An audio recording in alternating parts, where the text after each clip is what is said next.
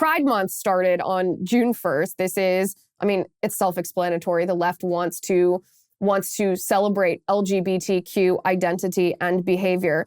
And I want to talk for just a second about how critically important the transgender ideology is to the overall political agenda of the left. So the first example of that, of course, was the DDoS attack that the Daily Wire sustained just for premiering a documentary called What is a Woman?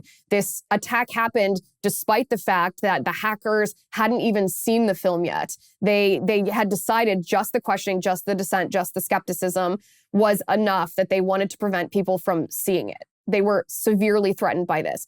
It's not just anonymous hackers who are threatened in this way. The entire structure of the left is now built. It hinges on forcing you and I not only to tolerate the LGBTQ lifestyle, but to embrace the LGBTQ ideology. Those are two very different things. I think you and I are both very, very fine. We're very okay with the idea of adults who want to have sexual relations with some other consenting adult.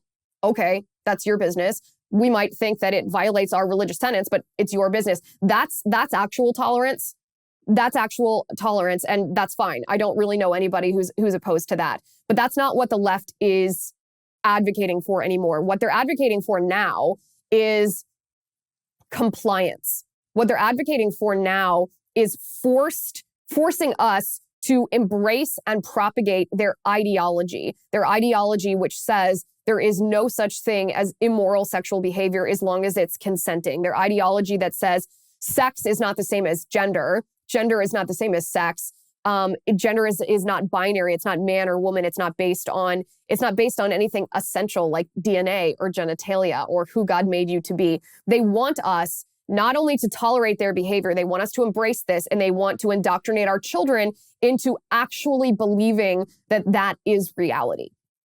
This is, like I said, their entire political agenda hinges on the success of the transgender ideology. The U.S. Department of Agriculture, the USDA, has threatened to withhold the money that the federal government gives to schools for school lunches for underprivileged kids whose families are under the poverty line, and they get free breakfast, they get free lunch, they get free snacks at school. The USDA has threatened to withhold that lunch money from schools across the nation unless those schools actively embrace the transgender ideology. And what that means in practical purpose isn't just if that school teaches the transgender ideology in the curriculum, but in addition to that, if the schools don't allow biological boys, I mean, I know that's redundant, but just to be clear here, if they don't allow boys, biologically male persons, to go into female locker rooms and bathrooms, if these schools don't force teachers to perhaps violate their religious views and use the quote unquote preferred pronouns of students and preferred names of students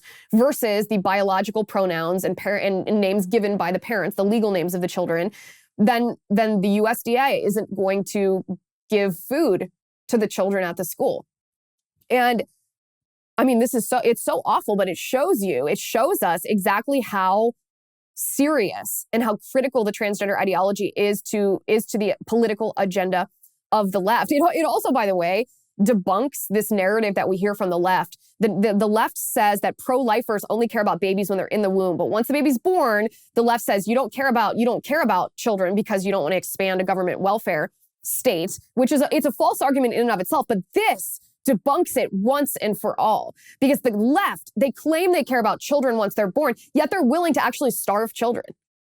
They're willing to deprive children of food, of nourishment, of lunch, of breakfast, of snacks, unless the adults who operate the school buy into the woke transgender ideology.